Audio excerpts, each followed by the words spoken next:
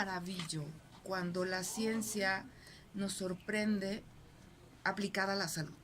Eso es impresionante y en verdad hay que dar gracias que ya existen estos adelantos y que afortunadamente cada vez estamos más cerca.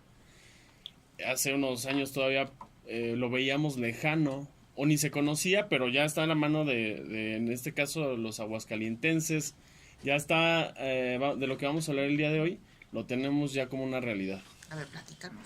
Mira, esto de lo que vamos a hablar el día de hoy se denomina como tal monitoreo transquirúrgico neurofisiológico. Yo sé que el nombre es largo y es de repente complicado, pero de eso vamos a hablar ahorita. ¿Qué significa esto? Nosotros estamos centrados, yo soy neurólogo y neurofisiólogo, que son especialidades clínicas enfocadas a cuidar y preservar la función del sistema nervioso, del cerebro, la médula espinal y los nervios que de ella salen. Que yo creo que el cerebro es uno de los órganos todavía con grandes enigmas, ¿no? Está todavía, se considera en penumbras, gran parte de las maravillas que no se han descubierto del cerebro. De hecho, justamente al inicio del siglo XX, del siglo XXI, del 2000 al 2010, se consideró el siglo, o la década, perdón, del cerebro por los avances tan grandes que se hicieron en investigación sobre eso. Y uno de ellos, el perfeccionamiento de estas técnicas que favorecen el funcionamiento del sistema nervioso, aun cuando somos sometidos a cirugías. Digo, todos sabemos que una cirugía, cualquiera a la que nos sometamos, y que mucha gente lo hemos necesitado, tiene un riesgo. Eso es inevitable. Pero ese riesgo, en la medida de lo posible que lo podamos hacer menor o llevar a límites bajos, obviamente el beneficiado sin duda alguna va a ser el paciente. Y nosotros con esta modalidad del monitoreo neurofisiológico lo que hacemos de forma sencilla, lo voy a explicar, es si una persona requiere, digamos, una cirugía del cerebro o de la columna que involucra médula espinal, durante la cirugía la persona está dormida, ¿estás de acuerdo? Está bajo anestesia. Claro.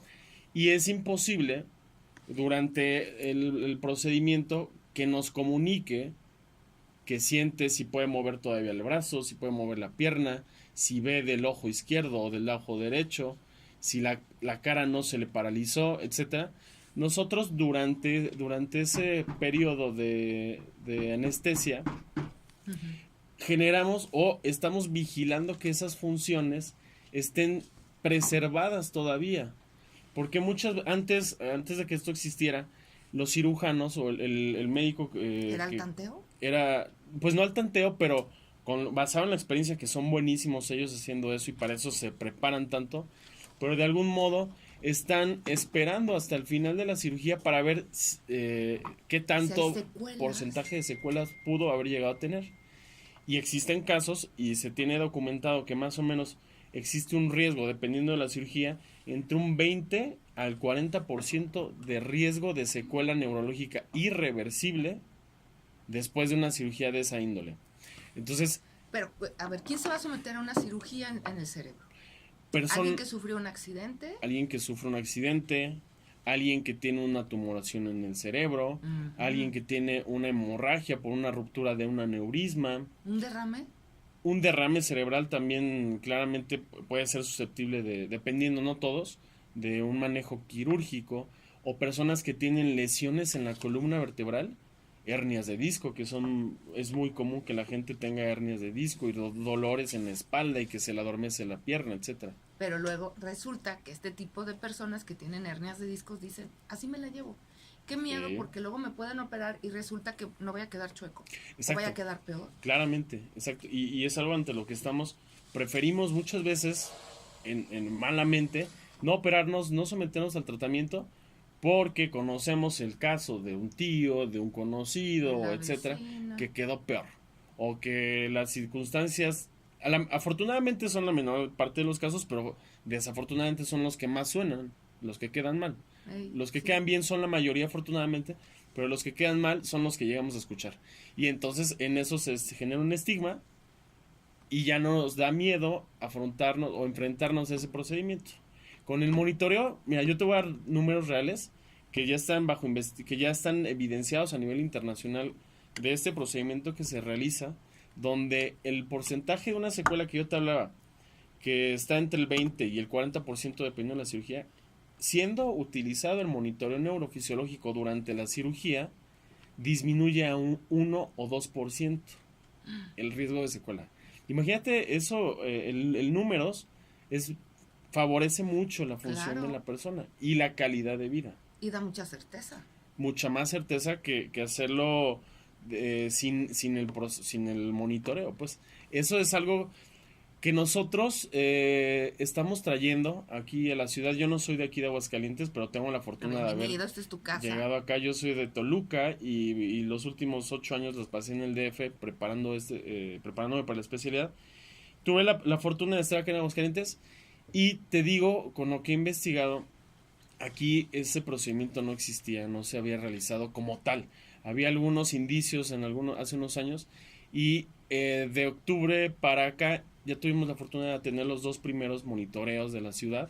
¿Y cómo fueron? Platícanos. Uno de ellos fue en el Hospital Centenario, de una paciente que tuvo una cirugía de columna, en la cual tenía un tumor en la columna, metástasis, y tuvo un éxito rotundo. La cirugía le fue muy bien a la señora. O sea, entra el cirujano, el neurólogo. Tú entras con él, por supuesto. Exacto. Aquí lo importante de todo tú no vas a estar, sí vas a estar en la cirugía, pero tú vas a estar enfocado a cuidar todo el cuerpo. Exactamente. Y el cirujano va a estar centrado en la columna. Exactamente. Él está operando y nosotros estamos a distancia en la computadora monitoreando segundo a segundo en tiempo real la función desde el cerebro, pasando por la médula espinal y hasta llegar a los nervios, que son los hasta la punta del dedo. Totalmente.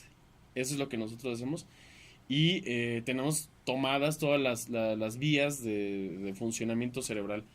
Eso es lo que hacemos. Y eso que tú tocas es importante porque esto no se puede llevar a cabo sin un equipo multidisciplinario. Nosotros tenemos que estar en contacto directo y en comunicación con el que está operando, que es el neurocirujano o el traumatólogo o el cirujano, pues.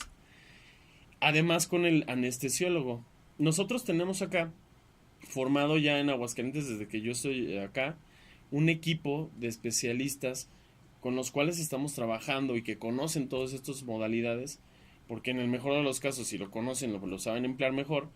Y uno de el neurocirujano con el que estamos ahorita, el doctor Felipe Henares, tiene toda la experiencia con formación en el extranjero, y es con quien hemos estado trabajando en los últimos meses.